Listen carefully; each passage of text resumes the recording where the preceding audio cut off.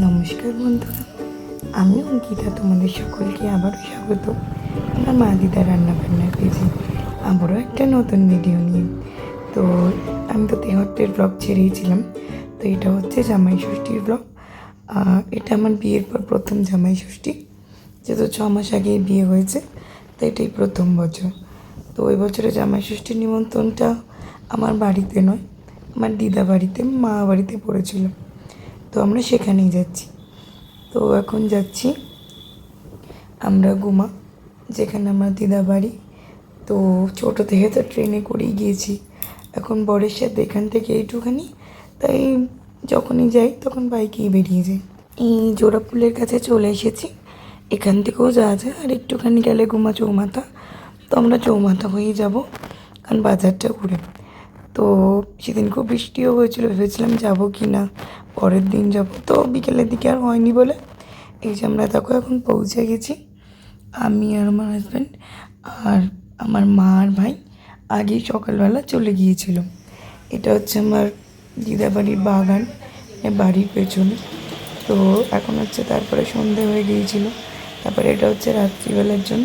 সেদিন দিদা বানিয়েছিল তরকার ডাল, আর আমি একটুখানি নান টাইপের বানাচ্ছিলাম, সেটা দিয়ে সেদিন রাতের ডিনার। এই যে মিক্স তরকা, নান, রুটি, পেঁয়াজ, লঙ্কা, তার সাথে গোটা গোটা আম কেটে দেওয়া হয়েছিল। তো এইভাবেই সেদিনের রাতটা কেটে গেল। এই যে দাদু আর ও খেতে বসেছে, ভাইও বসেছে, তারপর একে একে আমরাও খেয়ে নিয়েছিলাম।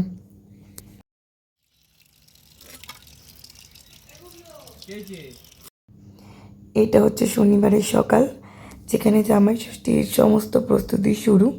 তো সেদিনকে কী রান্না হবে সেই জন্য দিদা এখানে মাছ কাটছে, আর এই যে মাংস এনে রাখা রয়েছে। আর অন্যদিকে সকালে যা যা নিয়ম কাজ আছে তারও প্রস্তুতি হচ্ছিল।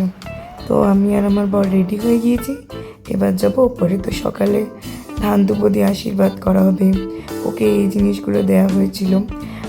আর আমাদের নিয়ম প্রথম হচ্ছে জামাইকে, মানে মা বাড়িতে আর আমাদের বাড়িতে একদম ফলের বাটা দিতে হয়। তো সেটাই রেডি করা আছে, ওকে যে দিয়ে দিচ্ছে দিদা।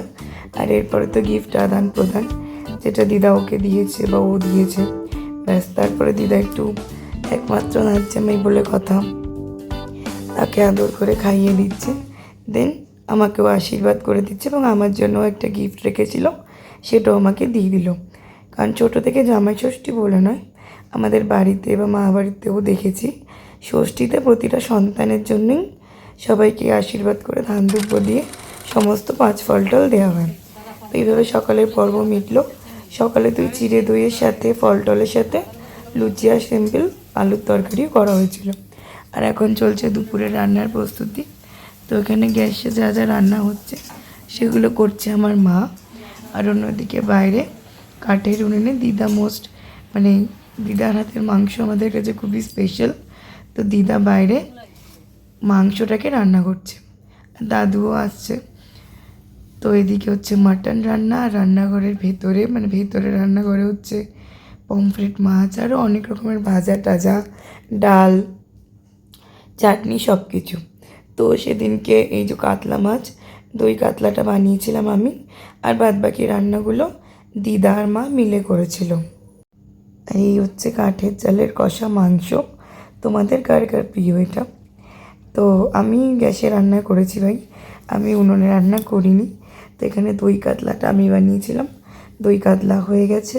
তো সেদিনকে মধ্যে ছিল দই কাতলা, মাটন কারি, আর ছিল পমফ্রেটের ঝাল, আর ডাল বানিয়েছিল, মাছের মাথার ডাল নয়, সিম্পল মুসুর ডাল, আর ভাজা ছিল। এটা ছিল মাছের তেল পটকা, পেঁয়াজ, আলু আর বেগুন দিয়ে। এদিকে ছিল চাটনি, আমের, চিংড়ির মালাইকারি। তো এবার জামাইয়ের জন্য থালায় সাজানো হচ্ছে, তাকে কী কী আইটেম দিয়ে খাওয়ানো হবে। তো দই ছিল 2 রকমের, আমি নিয়ে এসেছিলাম এই আম দইটা, আর দাদুর বাড়ি থেকে এমনি দই কেনা হয়েছে। তো এখানে দেখো কী কী আছে, তোমাদের তো আগে মেনু বলেই দিলাম। এবার আমার বর খাবে, মানে খেয়ে তো আর পুরো শেষ করতে পারিনি, দুজনকে মিলেই শেষ করতে হয়েছে।